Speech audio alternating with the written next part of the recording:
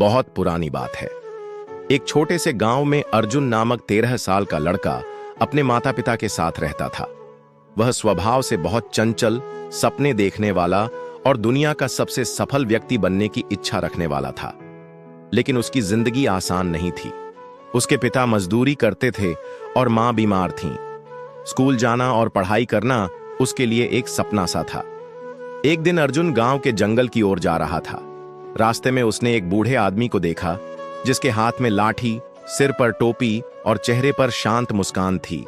बूढ़े ने अर्जुन को रोकते हुए कहा, बेटा, तुम बहुत परेशान लगते हो, क्या सोच रहे हो? अर्जुन ने कहा, हुजूर, मैं जीवन में बहुत सफल बनना चाहता हूं, लेकिन मेरी परिस्थितियां ऐसी हैं कि मैं जितना प्रयास करता हूं उतनी ही समस्याएं आती हैं। बूढ़ा मुस्कुराया और बोला, क्या तुम मेरे साथ एक छोटा सा सफर करने के लिए तैयार हो? अर्जुन ने अपनी आंखें झपकाते हुए कहा, हुजूर, मैं तैयार हूं। बूढ़ा उसे एक संकरी, कांटों से भरी पहाड़ी रास्ते पर ले गया। रास्ता संकरा था, कांटे हर कदम में चुभते थे, खून बहने लगता था। अर्जुन रोता और थकता गया, लेकिन बूढ़े की नजरें उसे हिम्मत देती रहीं। 3 घंटे बाद अर्जुन ने वह पहाड़ी रास्ता पार किया। ऊपर पहुंचकर उसने एक सुंदर मैदान देखा, हरियाली, फूल, शांति और चमकता सूरज। अर्जुन हैरान होकर बोला, हुजूर, यह तो स्वर्ग जैसा है। बूढ़ा बोला, ठीक इसी तरह जीवन की सफलता के बाद भी ऐसा ही सुंदर अनुभव होता है, लेकिन सफलता का स्वाद चखने के लिए तुम्हें दुख, संघर्ष, चोट, निराशा और अभाव को सहना पड़ता है। अर्जुन की आंखों में आंसू थे।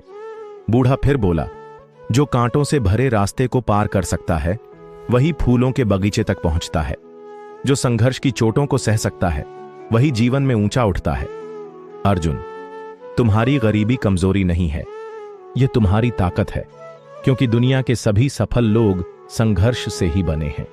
एक बीज भी अंधेरे मिट्टी में सड़कर ही अंकुरित होता है। अर्जुन अवाक हो गया। उस दिन के बाद उसने जीवन पर शिकायत करना छोड़ दिया। पढ़ाई के लिए उसने रात भर बत्ती जलाकर मेहनत करना शुरू किया। सुबह गायों को घेरना, दोपहर में मजदूरी करना और शाम को पढ़ाई करना। दिन गुजरते गए, दुख बढ़ते गए, लेकिन उसकी आत्मा और मजबूत होती गई। कई वर्षों के संघर्ष के बाद अर्जुन एक दिन अपने गांव लौटता है, एक सफल वैज्ञानिक के रूप में। वह विमान से उतरता है, हजारों लोग उसका स्वागत करने आए हैं, लेकिन अर्जुन सबसे पहले उस कांटे से भरे रास्ते पर जाता है जिस पर उसने संघर्ष किया था।